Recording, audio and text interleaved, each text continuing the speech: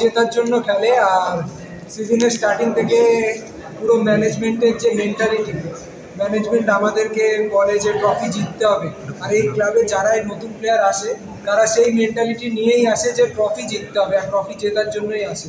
তো অবভিয়াসলি মোটামুটি আমরা 190 ডেজ ট্রেনিং করেছি এখনও অবধি। আর এভরি ডে আমরা যে মাঠে হার্ডওয়ার্ক করেছি সেটার ফল আজকে পেয়েছি, এবং আমাদের নেক্সট টার্গেট থাকবে আইএসএল ট্রফি জেতা। এবং আজকে আমরা এনজয় করব এবং তারপর থেকে আবার ফোকাস করব যে আমরা যাতে আইএসএল ট্রফিটাও জিততে পারি এবছর এবং ডাবল করতে পারি। হাফ টাইমে অ্যাকচুয়ালি কি ড্রেসিং রুমের কথা চলছে, সমর্থকদেরকে হাসি মুখে বাড়ি ফেরাতে হবে এমন একটা কমিটমেন্ট ছিল?